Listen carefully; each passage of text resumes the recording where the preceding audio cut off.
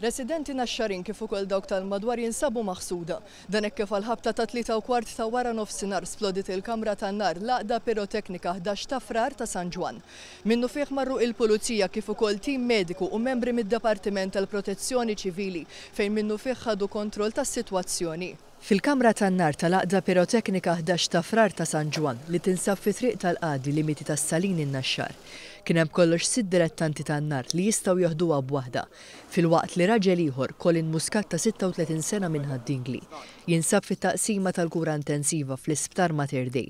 Dan hekk kif jidher li huwa sofra minn ħruq qawwi f'ġismu.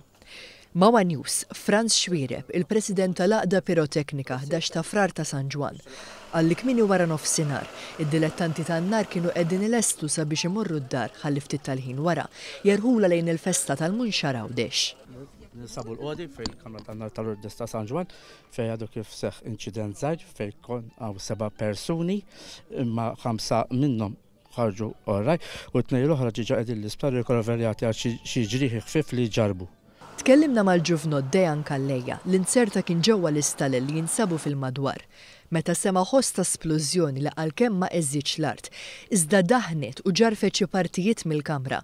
Huwa semma kif kull nar ta' Sibt għal-ħabta ta' 3 normalment joħroġ biż-żiemel fl-akwati. Kont qed nagħmel żwiemel bħal sortu daw il-ħniet, kont noħlos u smajt ħin ħoss kbir. Il-ħoss kif kien imma? Bum! Kien ħoss kbir. Ix-xukjak Iva sukkarni ħafna. Residenti fl-Inħawi ddeskrivew Mawa News il-ħoss tal-isplużjoni bħala kaxxa infernali fejn qalbidu ħasbu li kien xi murtal.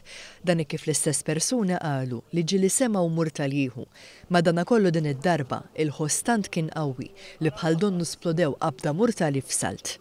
Il-President tal-Kamra tan-Nar assigura li kull min kien hemm fuq il-post kien liċenzjat skont ir-regolamenti meħtieġa. Il-kabrija kollox liċenzjata bil-permessi tal-Pulizija u kulħadd bil-liċenzja neċessarja li kien hemm bżonn. Sorsi qrib l-investigazzjoni qalu lil One News li l-post fejn seħħ l-inċident ingħalaq sabiex bekk tiġi preservata l-evidenza. Fuq il-post kien hemm il-preżenza qawwija ta' pulizija u membri tal-Protezzjoni Ċivili li b'ħidma koordinata għalqu l-aċċess fiż-żona u neħħew kwalunkwe periklu. Dan hekk kif kien hemm il-biża' li jista' jieħu xi murtal ieħor. L-inkjesta mmexxija mill-Maġistrat tal-Assa Marsen Farrugia għadha għaddejja. Bil-Pulizija diġà ġabret diversi informazzjoni mingħand il-membri tal-Kamra tan-Nar.